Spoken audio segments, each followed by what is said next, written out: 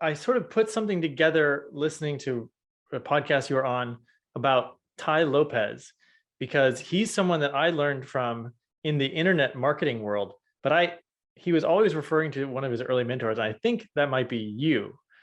Yeah. Uh, and he's done a lot to teach, I think, inner city kids to think about using different sources of knowledge to build, exactly what you're talking about, getting people to learn how to speed read and accumulate knowledge in that way. Was he one of the early apprentices on your farm? Yeah, he was our very first formal apprentice back about 20 27 28 years ago. And yeah, so he occupied a very special niche here as being the first formal when we actually built the apprentice cottage house and actually started the formal apprentice program. He was the very first one. And we're still great friends. We stay in touch. I'm working on a project with him right now. And Huh. we just think the world of Tai. He's talk about a quintessential entrepreneur, um uh whatever, a guy, that innovator. Tai is a great. And I mean, I love to listen to him. I love to listen to him talk. I love to listen to what he says.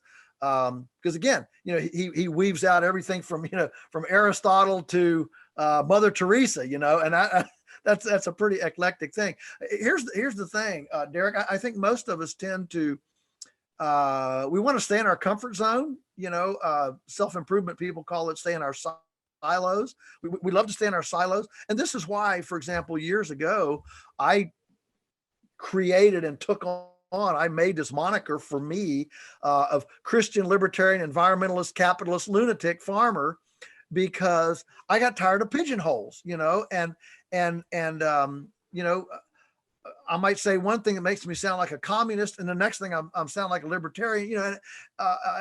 It's not just simplistic. And Ty talks a lot about this, of not seeing everything as black and white.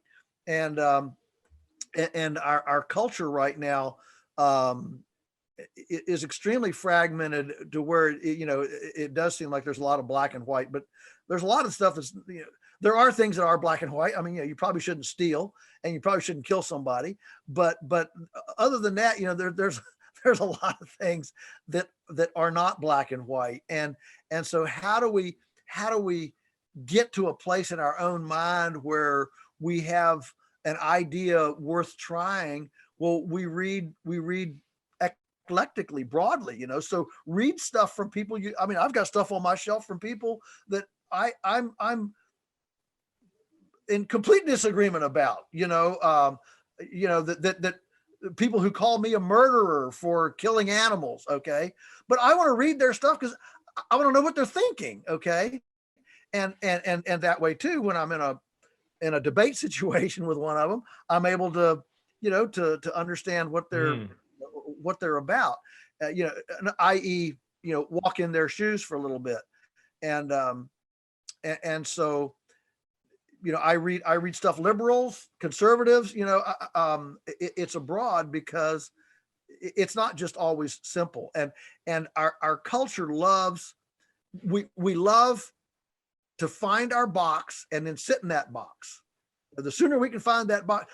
One of the most interesting things I did one time, I was asked by I tend to be libertarian, pretty conservative, politically, small government, and but I had this friend. He was a liberal Democrat. He was in the Virginia General Assembly, and he called me.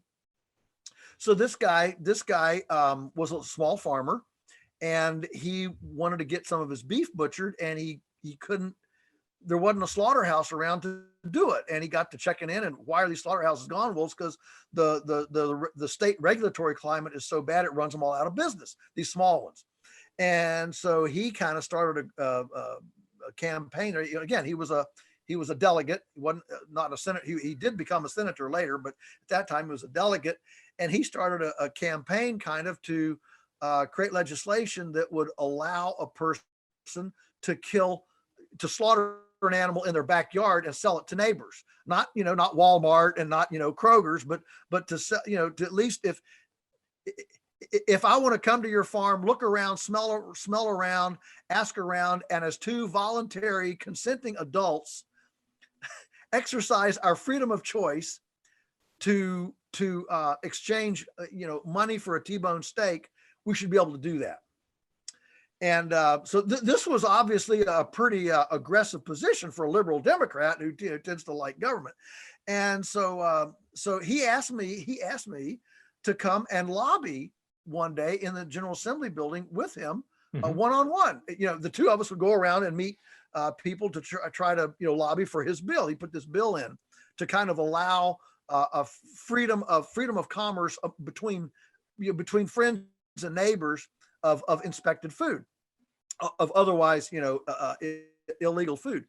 And so we did that for a day, and I'll never forget it. It was so interesting I've lobbied before, but not as the invited guest of an elected politician. Okay. Normally they see me coming, they run the other way, right? And so here I was as an elected politician's friend, okay, coming in, one-on-one. And of course he had an in because it wasn't me going, it was another, they defer to each other, it's a fraternity. And so we were able to get in, talk to people that, I would never be able to get in and talk to. Loved it. It was so interesting. We got back to his office. We spent, I don't know what, 7 hours going from office to office. He had a checklist, and we got back to his office at the end of the day. I was wiped out. I said, man, Albert, I feel like that if we could have half an hour with every one of these people, we didn't convince everybody. Okay. I said, but because most of them only gave us, we had like 5 minutes, but we made a lot of progress. Even with ones who we started with that were a little bit, reluctant. I said, Albert, I think if we had 30 minutes with every single person today, every one of them would be on our side. He said, you are exactly right. But that's not the way this building works. This building being the General Assembly office building. Yeah. He said the way this building works is, I've never forgotten it, so succinct and precise. He said the way this building works is we get 1,000 bills submitted every session. We're here for 60 days. And so the whole goal is, how fast do I decide which side I'm on and move to the next one? It's not about solving problems. It's not trying to punch through. It's not helping anybody. All it is how fast can I decide which side I'm on and get to the next bill. And I was really depressed after that. That was sad to know that's the way. But he's right, and that's why nothing ever gets fixed and nothing ever gets solved, is because nobody's actually spending time sitting down to talk through it or try to resolve it. It's all about, which side are you on? Tell me so I know whether you're an enemy or a friend. That's the way it is. And I don't know what got me on that. That sounds like an overwhelming task for a politician. Well, you got me on it with Tai Lopez. And so the point is there is a lot of stuff that's not black and white. In fact, probably much of stuff in life is not black and white. The decisions you make, do we move? Do we not move? Do I work for this guy, that guy? Do I launch this business, that business? Think about all the things that aren't black and white in our lives. And so exposing ourselves to disparate views is one of the best ways to come to a place of reasonable assessment of a situation. Yeah, fantastic. And if we could do that, that would be, be even more fantastic. We'd be in a different world. We sure would. Because who wants polluted water? Who wants juvenile delinquents? At the end of the day, we tend to want similar things, but the route to get there is as divergent as night and day a lot of times.